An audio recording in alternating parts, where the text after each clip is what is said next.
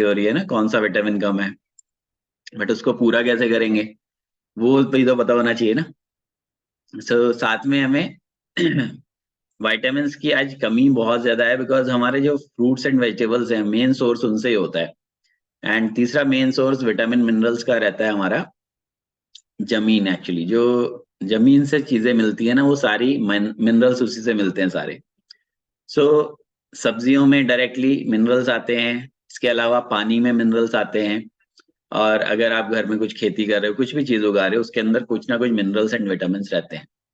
So overall प्रकृति से हमें मिनरल्स एंड विटामिन दोनों मिलते हैं। बट आज ऑब्वियसली हमारी खेती बहुत खराब हो गई है, पेस्टिसाइड इतना डल रहा है कि वो हमारी जो जमीन है ना उसकी उर्वरा शक्ति भी बहुत कम हो गई है, सॉइल आज खराब होती जा रही है।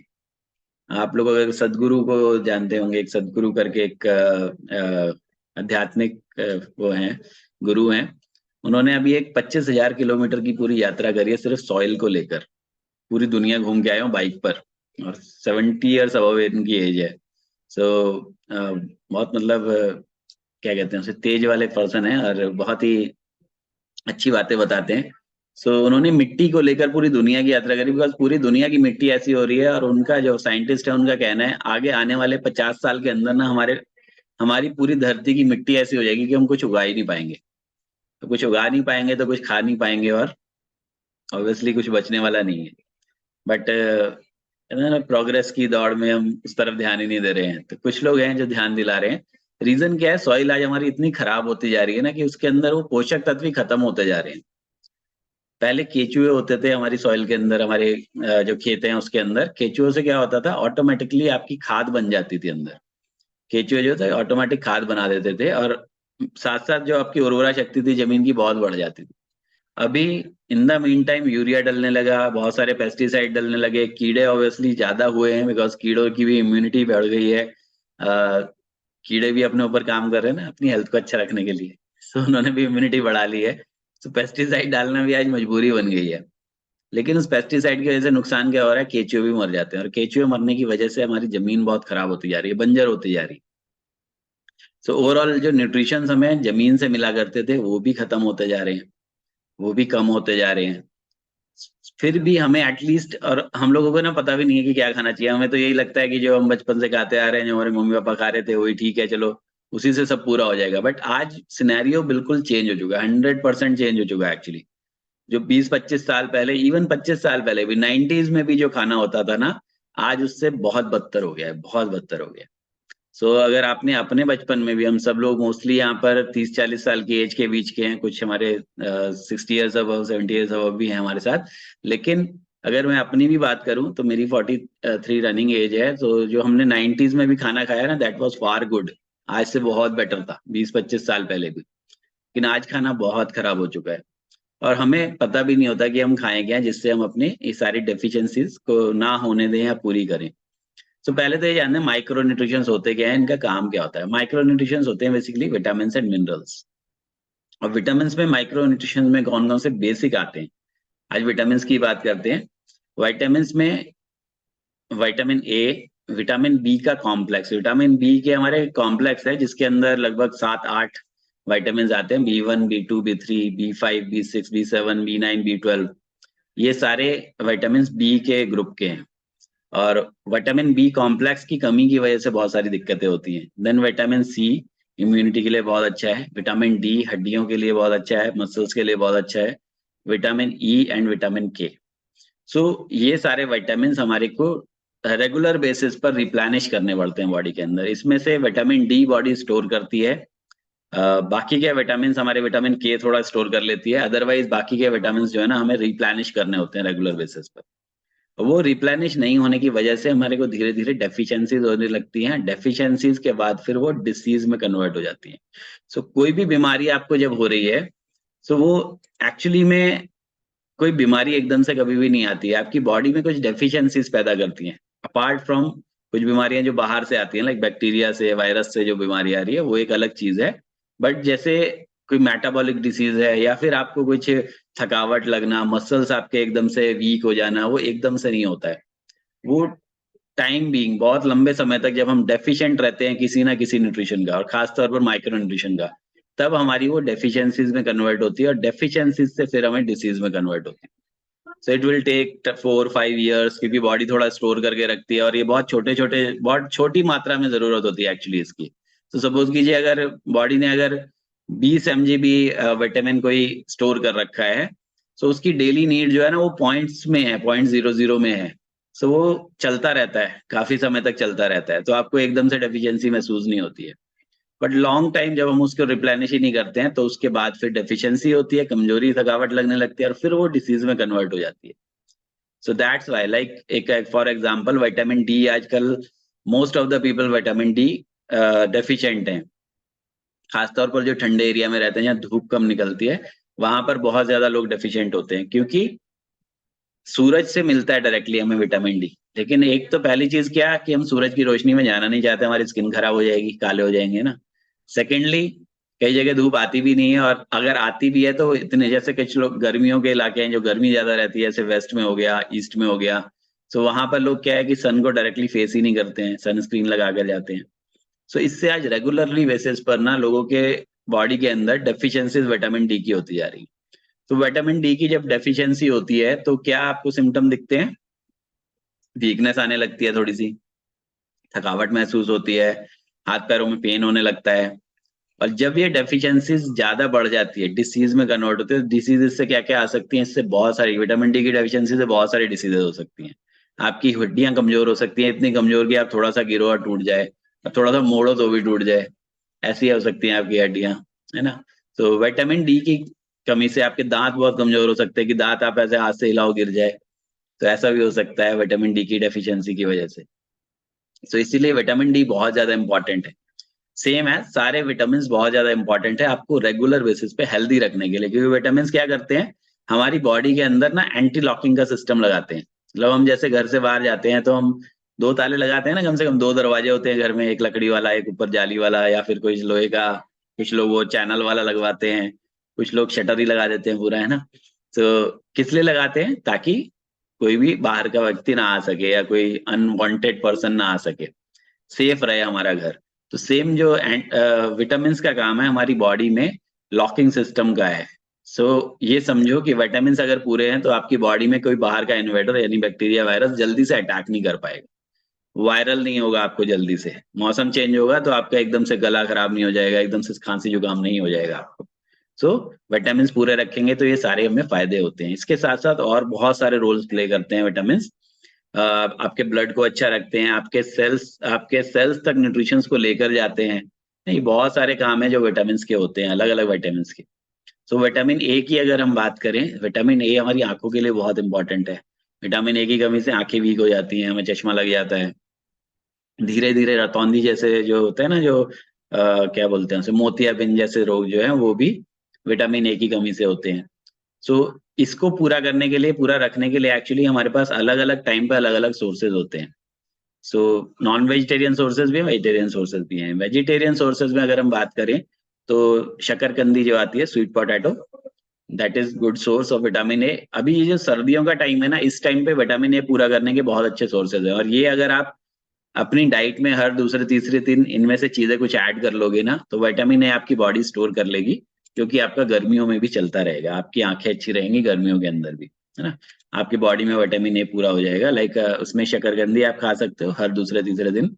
गाजर आ रही है, गाजर जरूर डेली खाओ, एक चाहे सैलेड में खा लो। तो एक गाजर अगर आप डेली खा लेते हो ना, सर्दी सर्दी है, 2-3 महीने जब आएगी, तो आपका विटामिन ए पूरा हो जाता है उससे। पालक के अंदर भी बहुत अच्छा होता है। इसके अलावा एप्रिकॉट आता है ना, वो क्या बोलते हैं उसको, गुलाबी खुमानी, खुमानी। तो खुमानी के अंदर बहुत अच्छा विटामिन ए होता है। इसके अलावा एग्स के अंदर होता है, सर्दी में आप एग्स भी खा सकते हो, जो लोग खाते हैं डेली अपनी डाइट में एक एग ऐड कर लो। इसके अलावा गोट लीवर में बहुत अच्छा होता है, जो नॉनवेज खाते हैं उनके लिए गोट लीवर में बहुत अच्छा विटामिन ए मिलता है। सो विटामिन ए स्टोर करने का आपके पास टाइम है ये वाला, दिसंबर जनवरी फरवरी तक। सो इसमें ये सारी चीजें आती हैं, शकरकंदी, कैरेट्स, पालक, एप्रिकॉट, और आपका एग्स तो डेली आपको मिल ही जाते हैं, गर्मियों में भी खा सकते हो। नॉन वेजिटेरियन जो खाते हैं उनके लिए इजी रहता है थोड़ा सा। सो जो लोग खाली वेजिटेरियन है, ये चीजें जरूर अपने डे बाय डे ऐड करो। गाजर रोज खाओ सैलेड में, पालक हफ्ते में 1 बार 2 बार खा सकते हो आप। शकरकंदी भी आ रही है अभी, तो वो भी हफ्ते में 1 बार खा सकते हो। सो दैट आपका विटामिन ए का आपको अच्छा सोर्स मिलेगा। साथ साथ ये सारी चीजें फाइबर रिच भी होती हैं, डाइजेशन भी आपका अच्छा होगा वैसे। देन आता है विटामिन बी कॉम्प्लेक्स। कॉम्प्लेक्स में आपके बहुत सारे विटामिन हैं, 9 के करीब विटामिन होते हैं इसके अंदर। विटामिन बी कॉम्प्लेक्स क्या करता है, हमारे ब्लड को अच्छा रखता है बेसिकली। सो हमारे ब्लड काउंट्स को अच्छा रखने के लिए जरूरी है, हीमोग्लोबिन को आपके मेंटेन रखने के लिए विटामिन बी का कॉम्प्लेक्स जरूरी है होना। विटामिन बी कॉम्प्लेक्स की कमी से हमारा हीमोग्लोबिन डाउन हो जाता है, हमें एकदम से चक्कर आने लगते हैं, आंखें काली पड़ने लगती हैं, कि नाखून काले पड़ने पड़ने लगते हैं, मतलब नाखून में जो लाल लाल दिख रहा होता है ना वो आपका कम हो जाता है, वाइटनेस आ जाती है नाखून के अंदर। सो अगर आपका नाखून दबाने पर रेड नहीं हो रहा है, अगर ऐसे दबाते हैं ना हम नाखून को, सो अगर वो रेड नहीं हो रहा है, दैट मीन्स आपकी आपकी बॉडी में विटामिन बी कॉम्प्लेक्स की कमी है। आपकी आंखों के नीचे अगर व्हाइट व्हाइट ज्यादा हो रहा है, सो आपके विटामिन बी कॉम्प्लेक्स की कमी है। थकावट ज्यादा रह रही है, विटामिन बी कॉम्प्लेक्स की कमी हो सकती है ना। आपका हीमोग्लोबिन कम हो सकता है। हीमोग्लोबिन कम होता है तो क्या होता है, कभी भी आपको कुछ भी दिक्कत आ सकती है। हीमोग्लोबिन क्या है, ब्लड है एक्चुअली हमारी बॉडी का, उसका काउंट है कितने आपकी बॉडी के अंदर कितना किलोग्राम ब्लड है। सो वो काउंट होता है। अगर ब्लड कम होगा बॉडी में तो क्या होगा, ऑब्वियसली सारी चीजों में आपके दिक्कत आएगी, सारे ऑर्गन्स को प्रॉब्लम होगी। सो बी कॉम्प्लेक्स की कमी से हीमोग्लोबिन आपका डाउन हो जाता है। सो आप बी कॉम्प्लेक्स पूरा करेंगे, हीमोग्लोबिन आपका अच्छा होगा, कि बॉडी हेल्दी रहेगी। सो इसके लिए आपको होल ग्रेन्स खाने हैं।